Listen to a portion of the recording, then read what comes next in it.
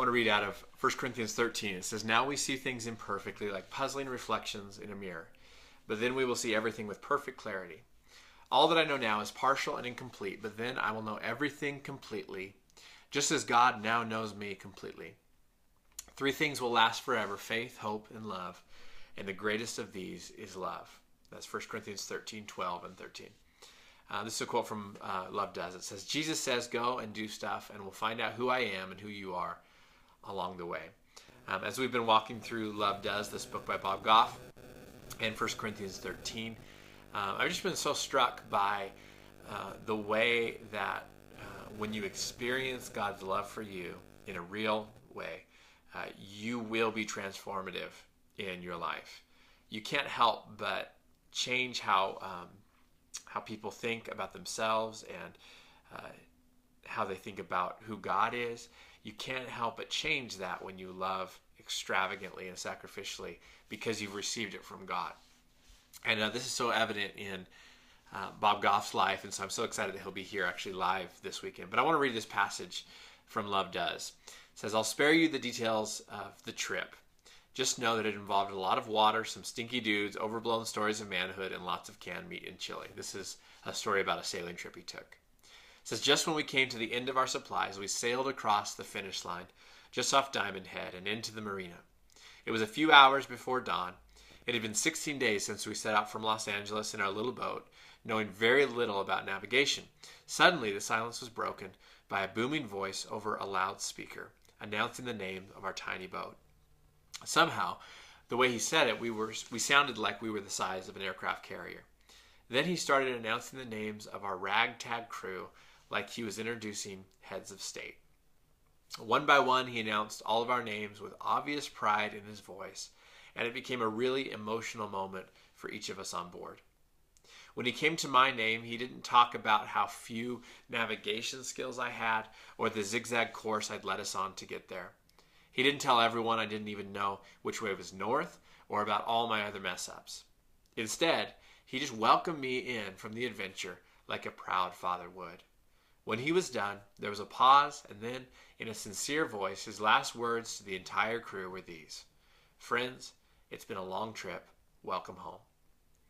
Because of the way he said it, we all welled up and fought back tears. I wiped my eyes as I reflected in that moment about all the uncertainty that had come with the journey, all the sloppy sailing, and how little I knew, but none of that mattered now because we had completed the race. I've always kind of thought that heaven might be kind of a similar experience. I read somewhere in the Bible that there is a book of life. I don't think that this book of life is full of equations, and I don't think it's just a list of names either. I think that this book of life is more like a book of lives, a book of stories. I bet it's about people traveling in the direction of Jesus, trying to follow him. People like me who made lots of mistakes and mid-course corrections. It's about people who stayed within the large circle of his love and grace, staying the course on a long line pointing towards him. And their names weren't in the book because of what they did or didn't do. They were in there because of who God is and what he has done to draw a circle around them. After we each crossed the finish line in our lives, I imagine it like floating into the Hawaiian marina when our names were announced one by one. And at the end, perhaps simple words spoken by a loving and proud God will be, "Friends, it's been a long trip. Welcome home." You know, when it comes to loving people, on a scale of 1 to 10, I don't know where you're at. Maybe it's a 7 or 8. Maybe unfortunately it's more like a 2 or 3. I know this has been such a challenge for me as we've walked through this book and this passage of Scripture, just in how I love people. I'm good at loving the people that I enjoy being around, but the people I don't are a challenge for me. And maybe your personality is such that you're more introverted or shy, and so that can be an excuse maybe to not be aggressive in how you love people. But the reality is that as followers of Jesus, we don't get the choice whether or not to love people, because Jesus did that all the time. That's what he was all about, was expressing God's love. And so to follow him is to always be expressing love. And that kind of love expressed as we've received it from Christ and now give it out is transformative. it will change our communities. It will change our schools. This is just what it does. And kind of reminds us of the title of the book, Love Does. It changes everything. When I first became a youth pastor, going to different campuses, I'd go on campus for lunch or whatever, and that can be really awkward. And if you've ever seen me at a school during lunch, you'll know how awkward it is.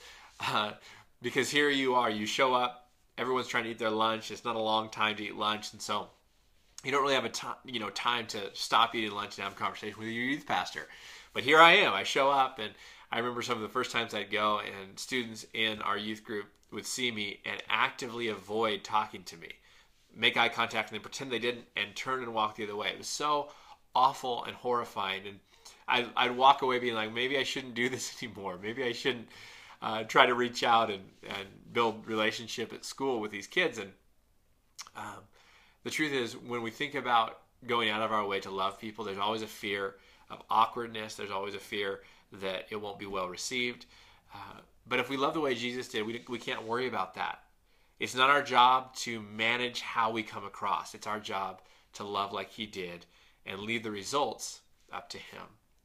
And so this week, as we are now closing out this book, just allow God to examine your heart and search your ways of loving or not loving people, and ask that God would move us on, if we're a 4 or a 5, maybe to a 6 or 7 this week, that we would step out of our way and love people unexpectedly.